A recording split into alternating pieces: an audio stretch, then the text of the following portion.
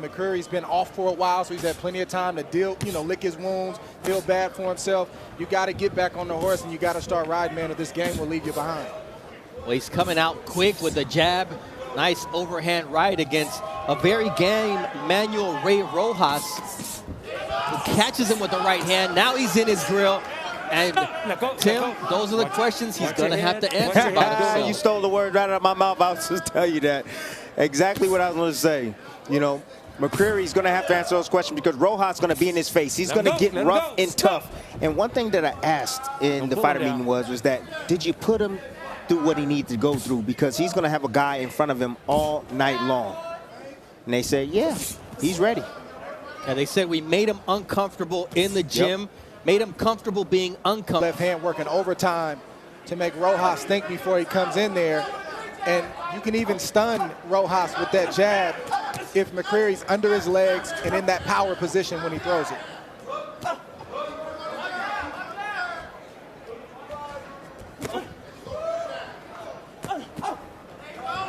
Good counter right there over the top by Rojas. Timing the jab. Thrown. Young man to take him back to that place that he was at with Frampton that night. See, that's what I like right there from McCreary. That jab down to the belly right there. That's going to keep Rojas at bay and take a little steam out of him. Have a dynamite jab that pumps all night long. There you see the body work once again from Rojas.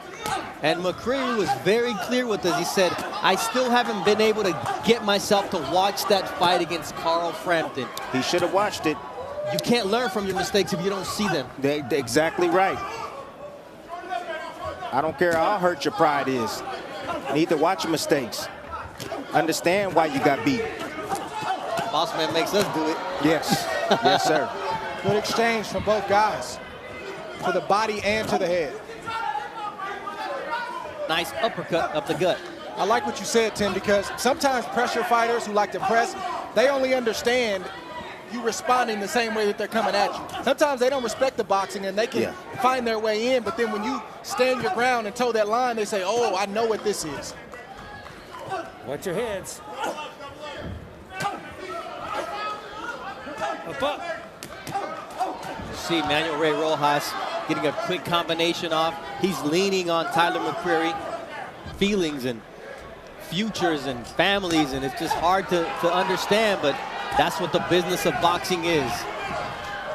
See, those areas, he's not making them pay, so Rojas has no resistance. He's going to keep doing it. Still, he's on the outside. He has a reach advantage, not using his jab at all.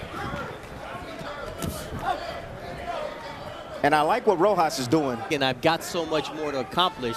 That's what takes you to greatness. Agree 100%, Bernardo. Very even in terms of punches thrown, but Rojas slightly more accurate here through the first 3 rounds of a scheduled 8-rounder. Oh, nice left hook there from Rojas. They both landed, but Rojas got there quicker and harder.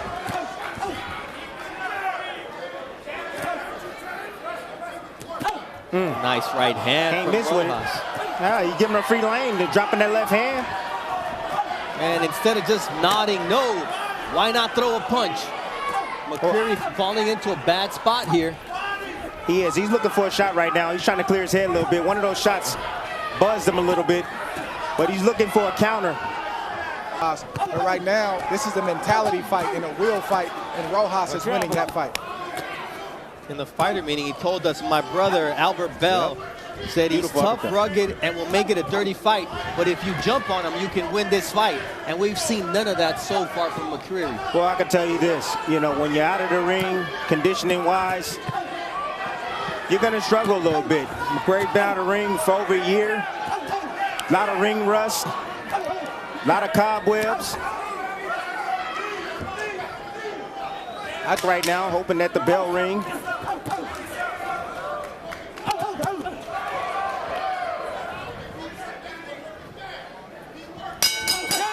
Ooh, worse. Here we see Rojas just nothing special. He just threw a jab, he missed it, he landed the right hand. He said, oh, you're not going to throw anything back? Well, I'm going to try to land another right hand. Oh, you're still not going to throw? Well, I'm going to keep throwing.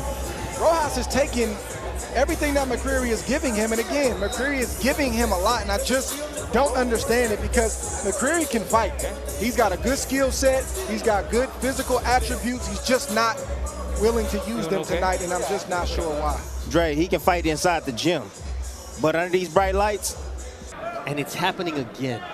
He's not getting outboxed. He's getting pressure. You know, Rojas is just mauling him, getting all up in his grill, making him very uncomfortable. You know, boxers need space to be able to work, but really good boxers can fight in any space, any area inside that ring, even in the inside. Nice right hand there from McCreary, but it's few and far between. There's no consistency to his offense. But that's what I mean. You see flat. You know, he didn't like the fact that he was ignored. You know, Top Rank, I would say Top Rank didn't get him a fight. Against Frampton, he wasted an 8.5-inch reach advantage. And tonight it's not as evident, 1.5 inches, but he's still not throwing the jab. He's still not establishing range, and he's letting Rojas work on the inside. One thing my coach would always say, if a fighter was in the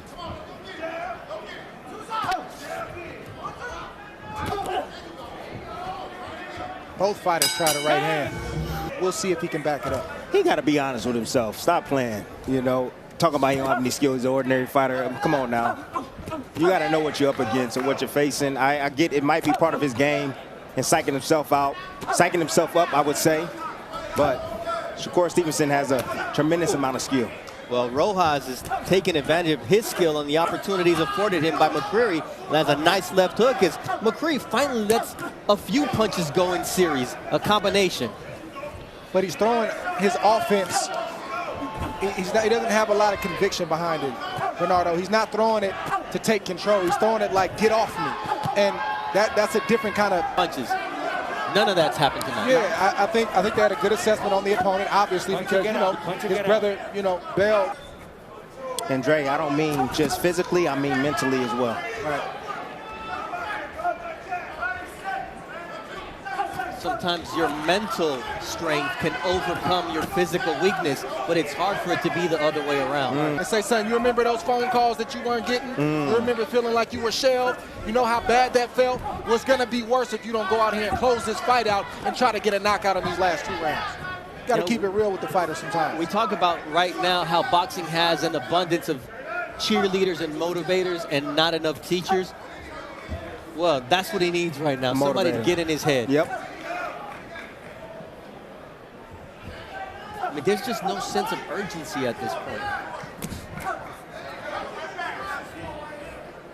And Rojas is steady. It's who he is. It's who we knew he was. Rojas read the script for this fight, and he followed it. McCreary read the script. He just didn't follow his lines. Rojas made McCreary miss badly with that right hand. Rolls underneath and looks at him. Who's the better boxer now?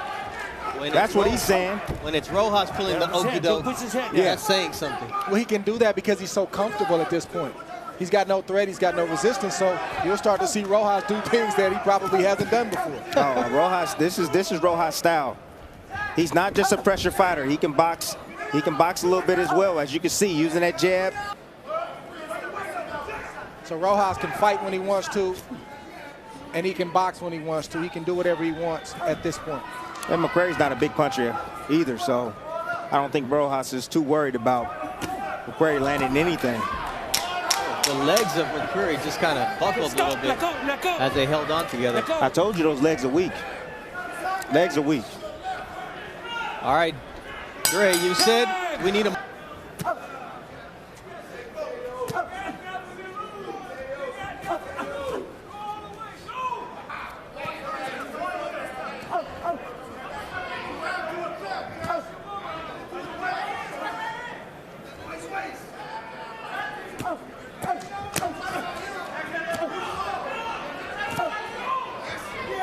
McCreary might be directing, but Manuel Rey Rojas is a rogue actor who does what he wants. Man, he getting directed, not directing. Directing traffic. Look at that. You see the feint?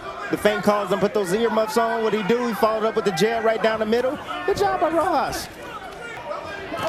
I think he needs to go back, watch this fight, and go back and watch the Frampton fight and really do some soul searching, because this is the hurt game, and there's a reason he didn't get the call back, and he just confirmed why it was. Bro, just put it this way: if he can't dispose of a fighter at this level, might as well hang him up.